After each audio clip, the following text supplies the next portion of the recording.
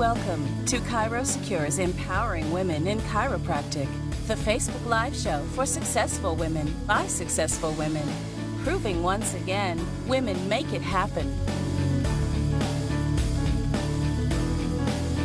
Join us each week as we bring you the best in business growth, practice management, social media marketing, networking, leadership, and lots more. If it's about women in practice and business, you'll hear it here.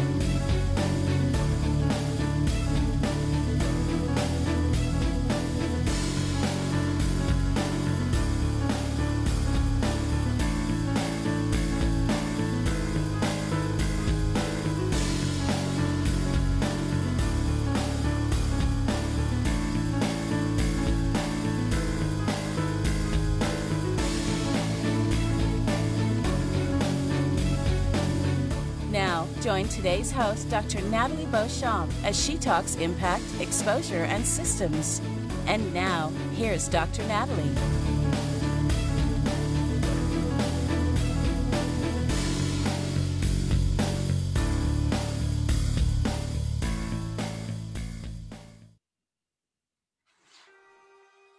Hi there. Welcome to Empowering Women in Chiropractic. My name is Dr. Nathalie Beauchamp. I will be the host for this week's show. I'm super excited today to have a good friend of mine who I have worked with in my office and outside of my office. And what we're going to talk about today is neuromarketing. I didn't even know such a term existed before Parmees and I discussed the topic that we were going to discuss today. So Parmees, welcome to Empowering Women in Chiropractic. Thank you so much. I'm so excited to be here. Awesome. So Parmees, I'll tell people a little bit more about what we're going to discuss, but also about what you have kind of leaned into in the past, I would say probably year, kind of out of necessity. So Parmees specializes in neuromarketing and persuasive copywriting and helps us doctors and entrepreneurs become magnetic, head-turning, profitable leaders in our industry using neuro marketing and copywriting tactics so we can captivate and convert our audience. So Parmees, let's take a few seconds to discuss how you got more into that, because your background is in health and in coaching and helping doctors lead programs in their offices and online. So how did you get started with this? For sure. I often call myself the accidental entrepreneur, because if you had to ask me when I was a little girl, what do you want to be? It was either a doctor or some sort of profession in the health and wellness field. And I think at the beginning of our relationship and our kind of journey working together, we had always anticipated in me going towards that medical direction as well. However, being a very strong writer my entire life, writing academic papers, going on winning awards for creative writing, I always thought of myself as a writer from a academic or even from a passionate standpoint, but never as a career. And so along with your help and the help of other people that I've worked with in the last maybe 5 or 6 years or so, I was able to help doctors or healthcare professionals develop blogs, programs, articles, email campaigns, and really immersed myself in the field of marketing kind of accidentally. So using my skill for writing and being able to write persuasive content, I soon very quickly realized that if I really want to succeed in this field or even bring value to the doctors that I'm working for, I really got to immerse myself deeply into the field of marketing, but more specifically in psychology. So I've noticed that with all of the bro marketing out there and with all of the different marketing tactics and strategies, from funnels to email campaigns to ads, a lot of the marketing fails to capture the one thing that converts, and that is that human aspect, or what gets us to turn that buy button on in our button, or what persuades us to actually make a decision. So unbeknownst to us, we're making 95% of our decisions subconsciously. So why is it that we prefer one brand over the other, or we can read 2 subsets of copy and one will have such a profound impact on how we think, and one just kind of goes in one ear and out the other? So how do we make that memorable impact on the audience that we have, and actually have them to convert to purchase from us or see us as someone who's a thought leader in our industry? So with that being said, I discovered this entire new field of neuromarketing, where it's really just a healthy marriage of marketing and psychology, or even neuroscience put together. So whereas most marketing is looking at metrics such as website traffic or pay per clicks and all of that, neuromarketing is actually hooking people up to things such as EEGs, blood pressure monitors, even eye tracking devices, to look at what are the types of messages or imagery that actually induce the most amount of impact subconsciously on people or consumers that are consuming content online. Yeah, I've also always, as you know, been fascinated of how people think and make decision. And in chiropractic, we have this saying, what makes people tick.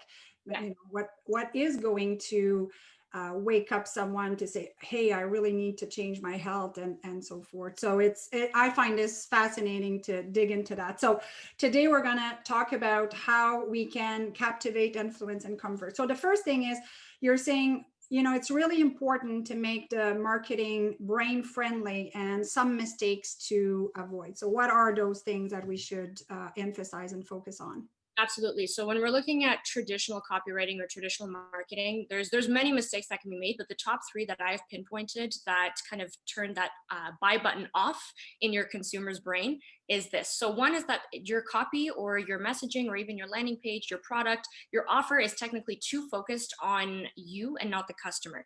So an example of this, especially if you're a doctor or a chiropractor in this field, is showing your credentials and talking too much about your own personal journey rather than the customer or the reader's personal journey. So your focus now becomes on showing your value versus the value that you can bring to solving a problem or closing a gap that your ideal client is trying to solve. The second one is to be using too much insider language. This one technically should even be first, because no matter what field you're in, whether it's in health, if it's in business, if you're using too much insider jargon, such as, let's say in chiropractic, you can use words such as alignment and subluxation, and you're trying to sell your customer or your reader on that, you're losing them because you're not actually connecting with the level of understanding that they're coming into the conversation with. So one of the keys in neuromarketing is to be able to perpetuate or to get into that conversation that that person is having in their head, whether it's looking to alleviate a pain or reach some sort of goal. What you're trying to do is to make them understand that you're leveling with them and you understand what they're going through. This leads great into my third point too, is that you focus too much on the features of what you have to offer rather than the benefits. So another example of this would be if you're selling the outcome of what you can achieve rather than that emotional value of what that person is going to gain, the transformation that you want them to experience. So again, the insider language, using jargon or using that certain specificities that fit into your field can really throw people off in terms of understanding what is the value that you deliver versus this is just another product or service that I'm being sold to. Because let's face it, as doctor, we're like, okay, this is good. Like, we know how much we can help people. Actually, I was just visiting my mom in the hospital yesterday, and the nurse came and talked to me, and you know, she knew I was a chiropractor, and is obviously had the story of a luggage falling on her neck and blah blah blah. And I'm like, you know, I'm even listening to myself trying to sell that she should go see the local chiropractor. It's not in my area, so it's just I'm listening to myself on how, you know, I'm coming across like I'm pushing something. And a friend of mine actually has coined, I think, this expression, the life effects, right? Because they want a certain outcome, but it's how it's affecting their life. And as doctors, we're so strong and know how we can help that it's easy for us to get wrapped up in that language. So those are definitely an important point. Now, what types of content will speak to that subconscious that you're talking about if 95% of our decisions are made unconsciously? Any tips on that? Yeah, for sure. I think the biggest mistake in content creation, and when I say content, this can be classified as a landing page, this could be classified as social media posts, blogs, newsletters, any form of written content or video content of yourself or of a subject matter that you're putting out. So there's two kind of categories of content, or two different types of content that will really appeal to that subconscious decision maker. And so that is to establish authority and to establish empathy. So most people focus on one more than the other. What I mean by by that is by establishing authority, you want to show that you're really knowledgeable in your field, that you really do have the tips, tools, strategies to help your client or your customer, your patient get from point A to point B. So you focus solely on selling them on, look how knowledgeable I am. This is kind of bits and pieces of content that are like the 3 to 5 steps to go from here to here, or 2 ways to overcome this, which is perfectly fine. It is absolutely positioning you as an authority in your field. But what you're lacking is that empathy aspect, because especially in a field where I would say even across multiple industries, there's very many people that are just like you. They're offering the exact same things. So how do you stand out from the crowd? That's how you establish authority with your audience, empathy with your audience, and allow them to connect to who you are as a person. What are your unique beliefs, philosophies, angle points? What are things that set you apart from everybody else? So there's about 10 types of content, and I can really quickly list through them. That have been proven by even neuromarketing studies that they kind of appeal to the subconscious and allow people to not only see you and trust you as someone who's got authority in the field, but also empathize and have that gut feeling where they say, I don't know what it is about her or what it is about this doctor, but I just had to go to her. Mm-hmm. So the 10 types really quickly are personal story, sharing your own background. What have you gone through as a doctor, or even as a patient yourself? What kind of got you into what you're doing right now? Your beliefs. So you might be in the same field of chiropractic, but you might share different belief systems or different philosophies than other people in your field. So sharing that will be able to kind of pertain to your audience and see what resonates with them and what doesn't. Lifestyle, showing your behind the scenes of what you're doing on a day-to-day basis, or client case studies. That kind of leads into another point, but what are things that you're doing on a day-to-day basis that that person will now aspire to want to be a part of or want to experience with you? Authority and value. So this is obviously points that you think would be valuable to your reader. This might be, 5 ways to improve posture, or 3 exercises to decrease neck pain, things that will be an immediate solution to a pain that they're facing in the moment. Process or method. People love knowing that you actually have a roadmap that leads them from point A to point B, and they're not just going to be investing or coming to someone who's just willy-nillying around randomness. So what is your process? Step 1, we take x-rays. Step 2, we do this. Step 3, we come up with a lifestyle plan. So showing what your methodology actually is. Problem or pain point. This one might seem a little bit manipulative, but throughout your content, you do want to kind of sprinkle around what the pain and problem is and actually aggravate a little bit more. Meaning, not only are they in pain, but is this taking away from their ability of playing with their children? Or is this taking away from their ability to participate in sports that they love to do? Are they fatigued throughout the day? So kind of aggravate that pain and allow them to see that by just being okay with where they're at, they're actually impeding on different areas of their life. PR and third party. So things like this, if you've ever been featured on a podcast, or if you've done a talk, or anything that is showing that you're out there doing things and other people are now relying on you as a source of information, is great for establishing authority. Questioning, that's another big one. You want to know what your audience actually wants. Spending some time to get to know what their desires, what their questions, and even what their pain points are great. So posting questions such as, what is your biggest issue with this? Or what is your biggest obstacle in developing a healthy fitness routine? Or asking and probing for knowing where they're at in their personal life. And then solution and opportunity. So this one's super easy.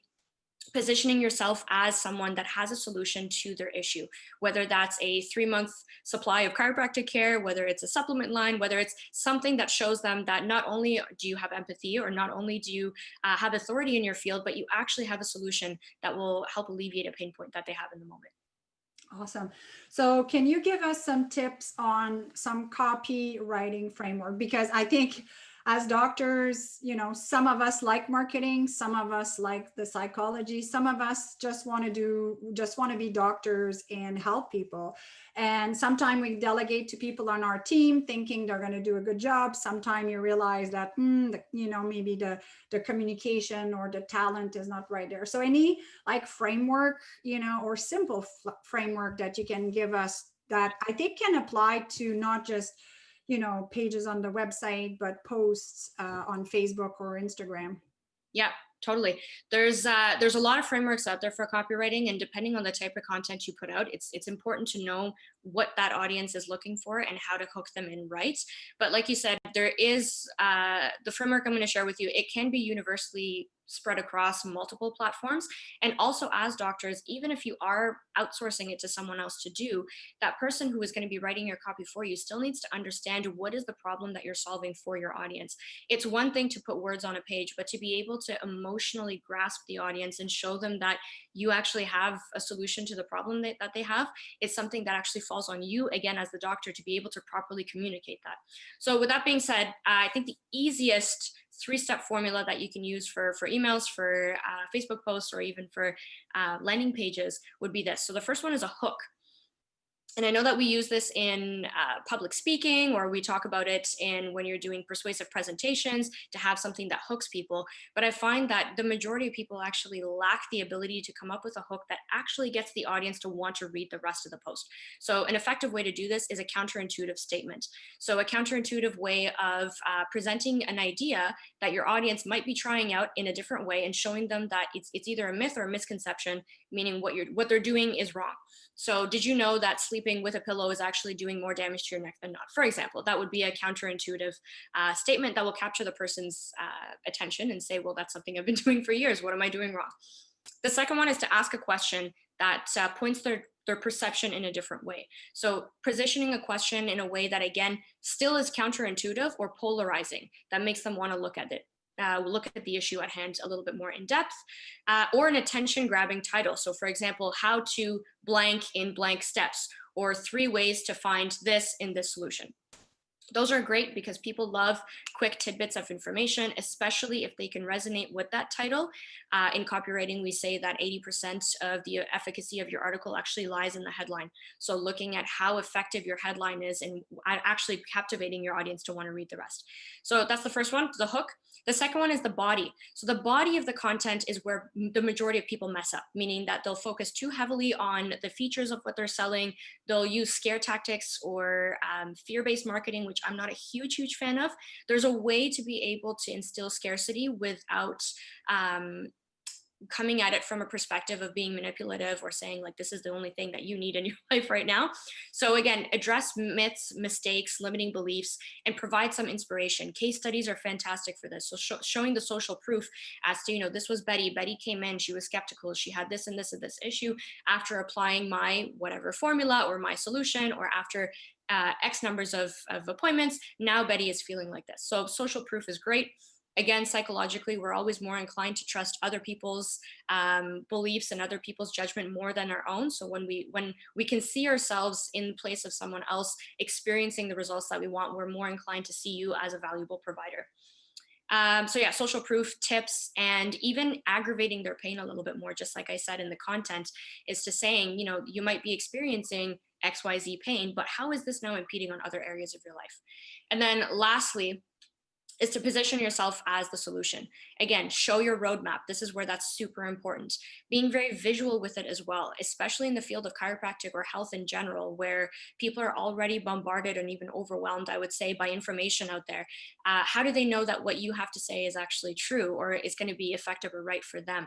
So showing them a model would be fantastic. My 3 steps to this, or my 3 pillars of spine health, or my 5 pillars of weight loss. So being able to present your ideas in a systematic and visual manner will not only increase the authority that you have, but also position you as someone who's unique in your field, so that you have something to offer that's more concrete. You're taking your abstract ideas or something that you would kind of do on a day-to-day basis with patients and actually present it as your own intellectual property, which is great.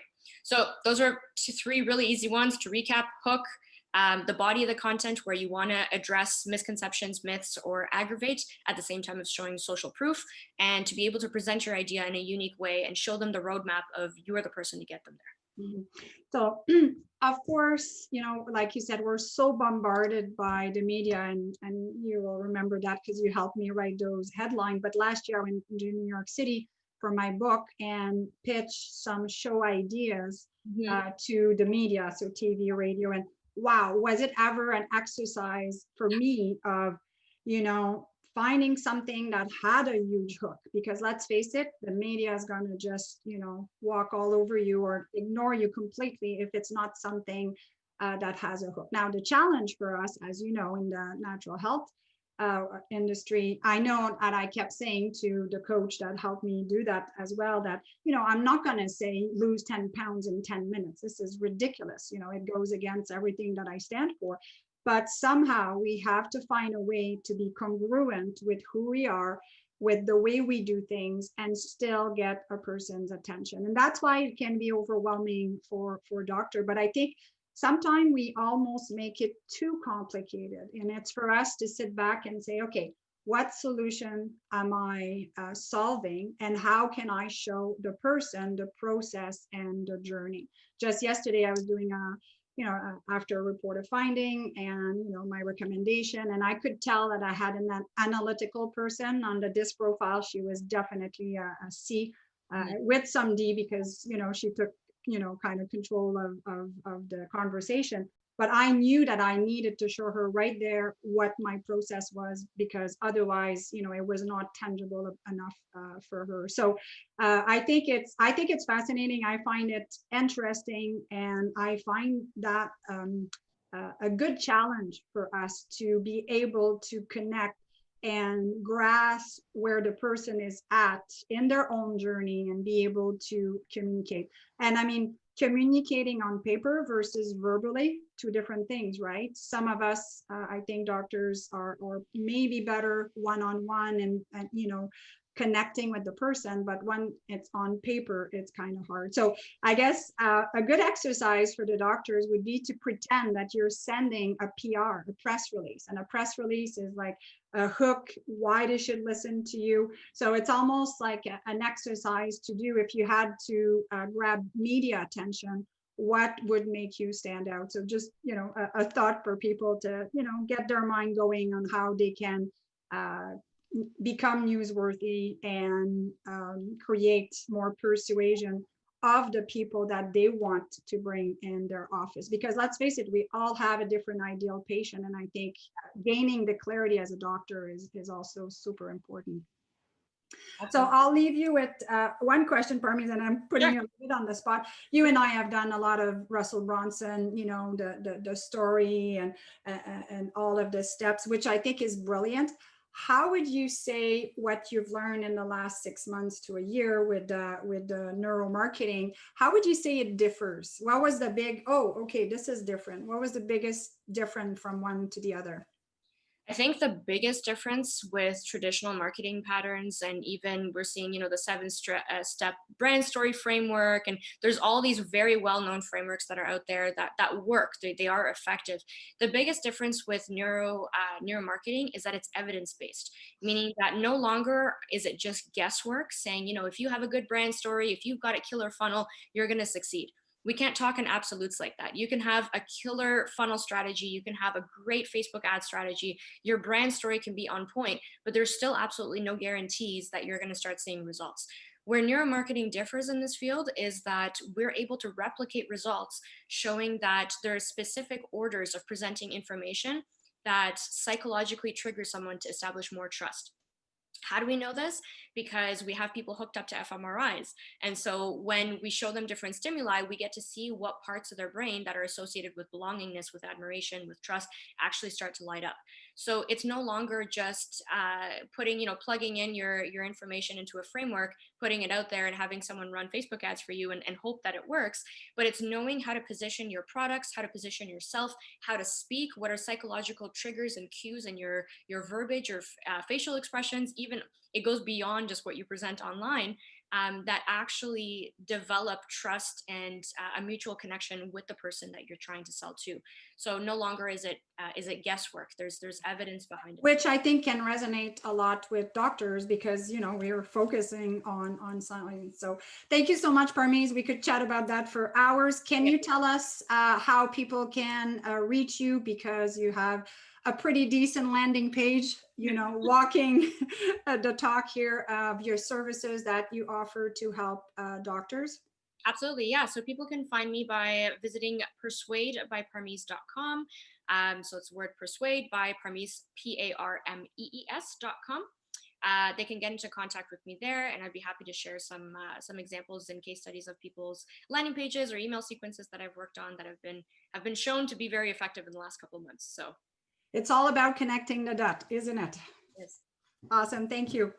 So thank you so much for listening to Empowering Women in Chiropractic, and a big thank you to ChiroSecure to allow us to put on this amazing show with my co-hosts. I know we're always delivering content that's relevant to us in the field to better ourselves as doctors and keep learning and growing so we can promote and expand the chiropractic message. So again, thank you. This was Dr. Nathalie Beauchamp for Empowering Women in Chiropractic.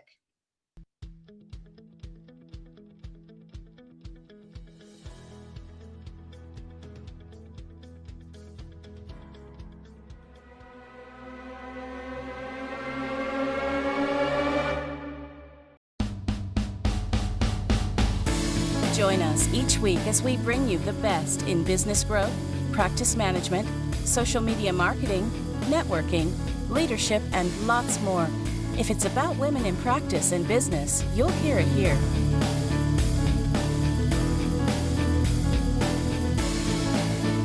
We hope you enjoyed this week's Facebook Live event. Please like us on Facebook, comment, and share. We look forward to seeing all of you next week for another episode of Empowering Women in Chiropractic. Now, go ahead and hit the share button and tell your friends and colleagues about the show. Thank you for watching. Have a beautiful day. This has been a ChiroSecure production.